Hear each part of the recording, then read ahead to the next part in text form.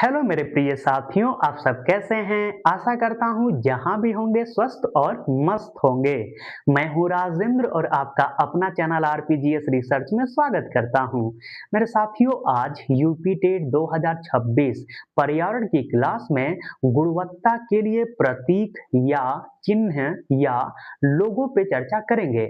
मेरे साथियों, गुणवत्ता के लिए प्रतीक या चिन्ह या लोगो में हम किन किन विषयों पर चर्चा करने वाले हैं, आइए एक नजर में देख लेते हैं।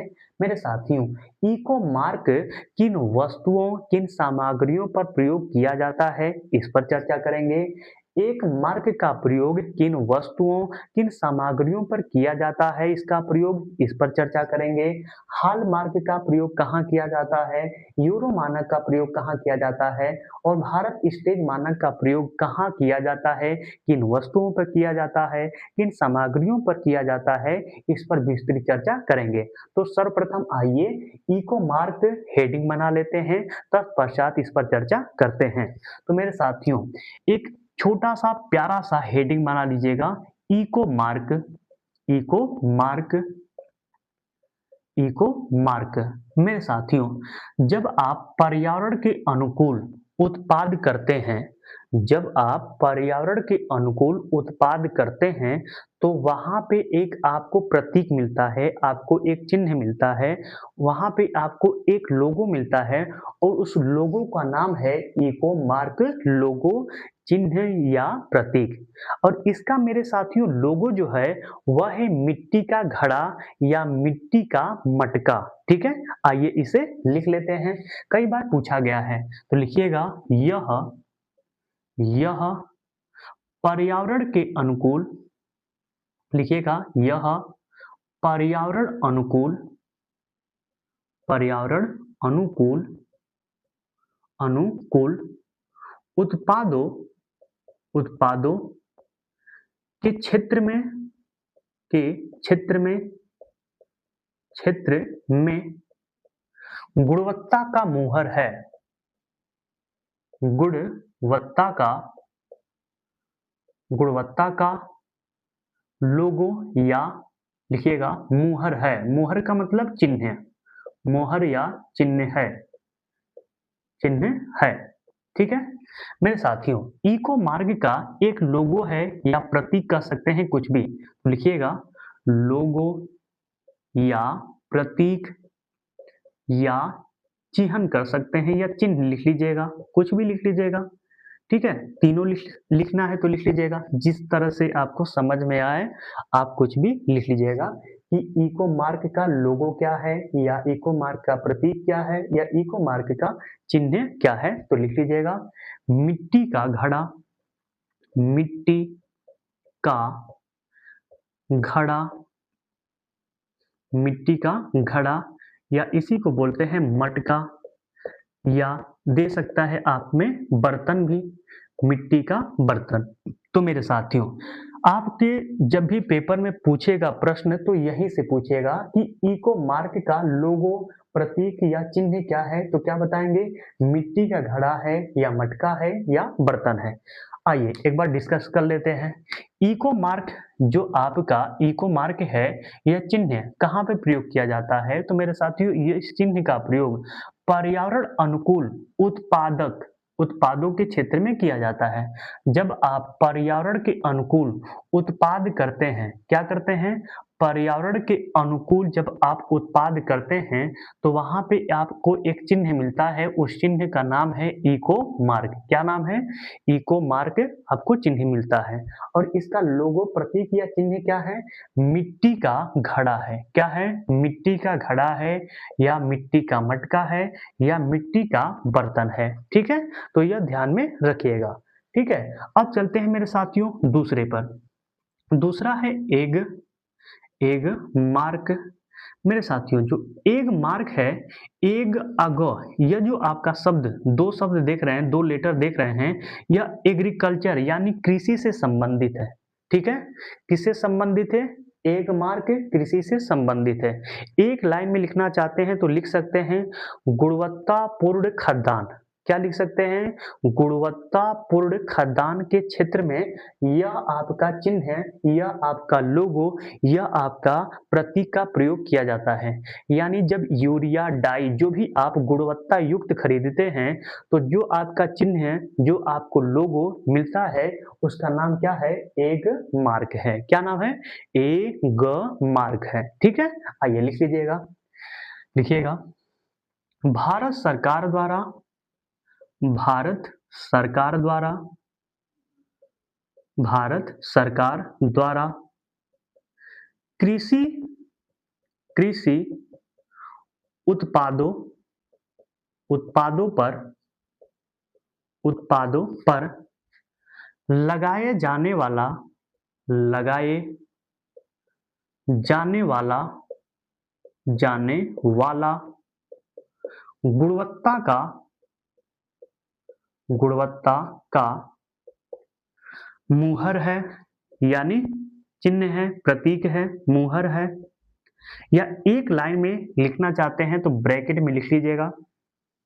लिख लीजिएगा, यही पूछता है जो लिख रहे हैं ब्रैकेट में, गुणवत्ता पूर्ण खदान, गुणवत्ता पूर्ण खदान।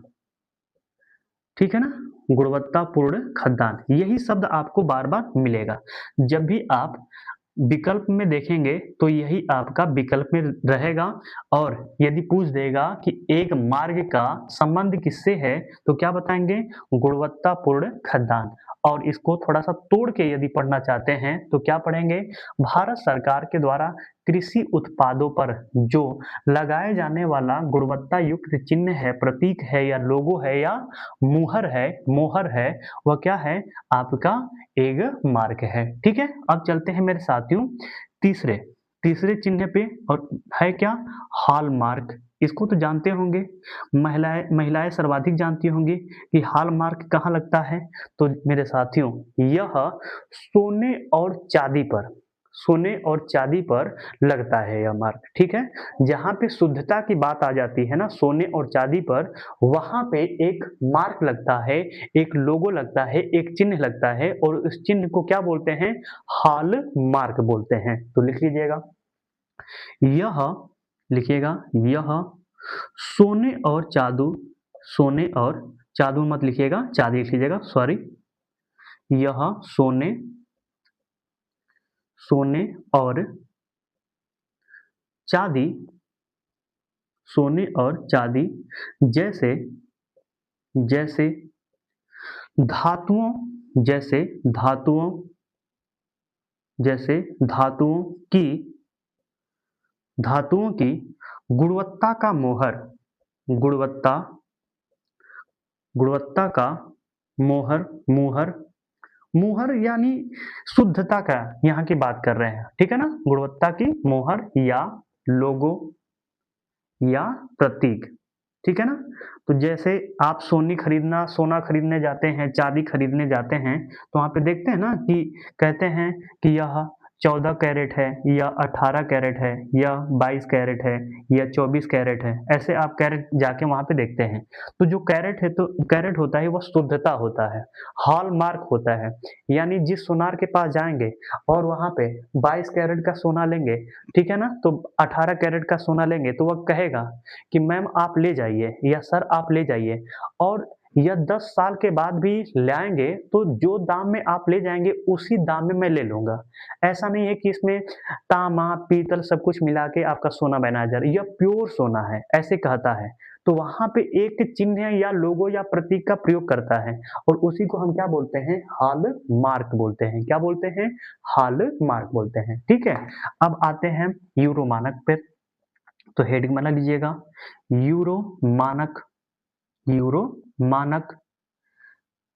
मेरे साथियों, जो यूरो मानक है, यह पर्यावरण प्रदूषण को कम करने के लिए गाड़ियों पर लगाया जाता है। ठीक है ना, पर्यावरण प्रदूषण को कम करने के लिए गाड़ियों पर लगाया जाता है। तो लिख लीजिएगा, यह पर्यावरण प्रदूषण, पर्यावरण प्रदूषण प्रदूषण कम करने के लिए, कम करने के लिए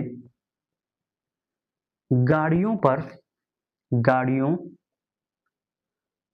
गाड़ियों पर लगाया जाता है, लगाया जाता है, लगाया जाता है। ठीक है मेरे साथियों, जो यूरो मानक है यह पहली बार आपके यूरोपीय देशों में चलाया गया था। ठीक है ना, इसलिए नाम देख लीजिएगा क्या है, यूरो, यानी यूरोपीय देश में इसे पहली बार चालू किया गया था, यानी इसकी शुरुआत किया गया था। तो लिखिएगा यूरोपीय देशों में, यूरोपीय यूरोपीय देशों में यूरो मानक, यूरो मानक लागू किया गया है, लागू किया गया है, किया गया है। मेरे साथियों, यूरो मानक के तर्ज पर भारत ने भी एक मानक तय किया और उसको बोलते हैं बीएस। ठीक है ना, क्या बोलते हैं, बीएस मानक, क्या बोलते हैं, बीएस मानक। और इसी को यदि तोड़ के पढ़ते हैं तो भारत स्टेज मानक कहते हैं। ठीक है, क्या बोलते हैं, भारत स्टेज मानक, या शॉर्ट फॉर्म में बोलते हैं तो बीएस मानक कहते हैं। और यह किसके तर्ज पे लाया गया था, तो यूरो मानक के तर्ज पर लाया गया था। तो लिखिएगा, लिखिएगा यूरो मानक, यूरो मानक के तर्ज पर, यूरो मानक के तर्ज पर, तर्ज पर भारत ने बीएस मानक, बीएस मानक की शुरुआत की, शुरुआत की, शुरुआत की। वर्तमान में, वर्तमान में बीएस, बीएस 6, ये याद रख लीजिएगा, कई बार पूछा जा सकता है कि वर्तमान में कौन सा मानक चल रहा है। वर्तमान में BS 6 से मानक चल रहा है, चल रहा है। देखिए शुरुआत तो BS 1 से किया गया होगा और चल क्या रहा है 6। इसमें होता क्या है कि जब कोई भी गाड़ी होती है तो गाड़ी चलती कैसी है, पेट्रोल से, डीजल से और इंजन से। ठीक है, यानी यदि हम भोजन कर रहे हैं तो ये हमारे लिए क्या है, पेट्रोल है, डीजल है, पानी है। ठीक है, कोल्ड ड्रिंक पीते हैं, सब कुछ करते हैं, लेकिन ये जाता कहाँ है, पेट में। ठीक है, यह हमारा क्या है, इंजन। और मान लीजिए इंजन यदि गड़बड़ हो जाए तो कुछ भी हम खाएंगे पचेगा, नहीं पचेगा। उसी प्रकार जो गाड़ी होता है उसका जो पेट होता है वह इंजन होता है। ठीक है, तो इंजन में हम क्या करते हैं, मोडिफाई करते हैं। और वर्तमान में कई बार इंजनों में मोडिफाई किया गया है। पहले की गाड़ी देखे होंगे कि जब तेल खत्म हो जाता था तो 1.5 किलोमीटर 3 किलोमीटर चलता रहता था। और आज की गाड़ियों में जो टू व्हीलर होते हैं, पहले 2 लीटर एक्स्ट्रा तेल आप डलवा के रखते हैं उसमें। ठीक है ना, नहीं तो आपका जो मोटर है वो बैठ जाएगा, यानी ईंधन है जो आपका वह बैठ जाएगा। तो अब का जो गाड़ी आ रहा है वो अलग है और पहले की जो गाड़ी होती थी वो अलग होता है।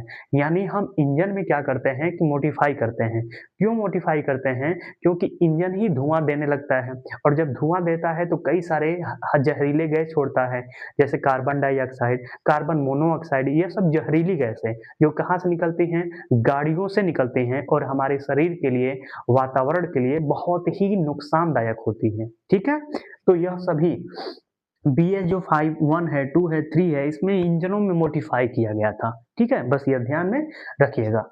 लिखिएगा एक पॉइंट और, लिखिएगा गाड़ियों से, या लिख लीजिएगा मोटर वाहनों से, मोटर वाहनों से सबसे जहरीली गैस, सबसे जहरीली, जहरीली गैस से कार्बन मोनोऑक्साइड, कार्बन मोनोऑक्साइड, आगे इसके बारे में पढ़ेंगे, कार्बन मोनोऑक्साइड निकलता है, निकलता है। तो मेरे साथियों, गुणवत्ता के लिए जो प्रतीक है या चिन्ह है या लोगो है और इसके, इनके विषय में जो आपका एक इको मार्क, एग मार्क, आपका हॉल मार्क, यूरो मानक और भारत स्टेज मानक है, इस पर विस्तृत अध्ययन कर लिए। आज के लिए इतना ही रहने देते हैं, क्योंकि आज का टॉपिक पूर्णतः हम लोग अच्छे ढंग से कंप्लीट कर लिए। ठीक है? तो आज का वीडियो मेरे साथियों आपको कैसा लगा? यदि अच्छा लगा होगा तो इस वीडियो को ज़्यादा से ज़्यादा शेयर करिएगा, और जो मेरे मित्र अभी इस चैनल पे नए हैं वह इस चैनल को सब्सक्राइब भी कर देंगे, शेयर भी कर देंगे, एक छोटा-सा प्यारा-सा कमेंट भी कर देंगे, लाइक कर देंगे। मिलते हैं मेरे साथियों नेक्स्ट वीडियो में नेक्स्ट टॉपिक के साथ। आज के लिए आपसे विदा लेते हैं। धन्यवाद।